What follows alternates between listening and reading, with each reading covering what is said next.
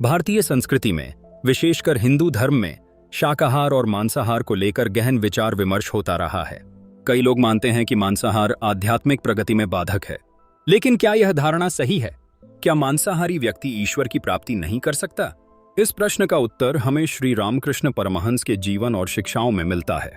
श्री रामकृष्ण परमहंस एक महान भारतीय संत और आध्यात्मिक गुरु थे, जिन्होंने विभिन्न धर्मों और साधना पद्धतियों का अनुभव किया। उनकी शिक्षाएं धार्मिक एकता, भक्ति और आत्मा की शुद्धता पर केंद्रित थीं। उनका जीवन कथामृत नामक ग्रंथ में विस्तार से वर्णित है, जो उनके शिष्यों द्वारा संकलित किया गया था। रामकृष्ण परमहंस का दृष्टिकोण। श्री रामकृष्ण परमहंस के अनुसार ईश्वर की प्राप्ति के लिए भोजन की प्रकृति शाकाहार या मांसाहार से अधिक महत्वपूर्ण है व्यक्ति की भावना, भक्ति और आत्मा की शुद्धता। उन्होंने कभी कभी मांसाहार किया, विशेषकर जब वह प्रसाद के रूप में होता था।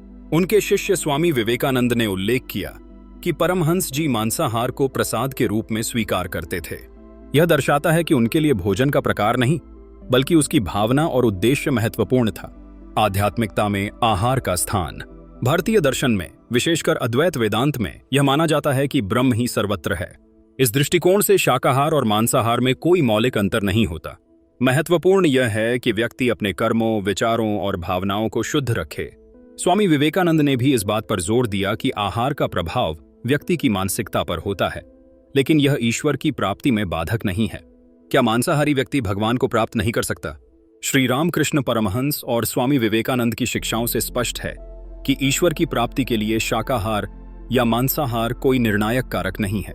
महत्वपूर्ण है व्यक्ति की भक्ति, आत्मा की शुद्धता और ईश्वर के प्रति समर्पण। इसलिए मांसाहारी व्यक्ति भी, यदि वह सच्चे हृदय से ईश्वर की आराधना करता है, तो भगवान की प्राप्ति कर सकता है।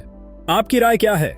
क्या आप मानते हैं कि आहार से अधिक महत्वपूर्ण है व्यक्ति की भावना और भक्ति?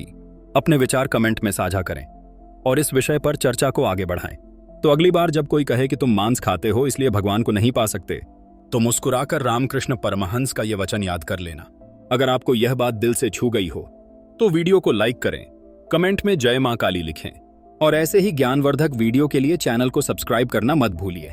इस ज्ञान को ज्यादा से ज्यादा लोगों तक पहुंचाने के लिए इसे शेयर जरूर करें, क्योंकि भक्ति फैलती है जब सत्य बोला जाता है।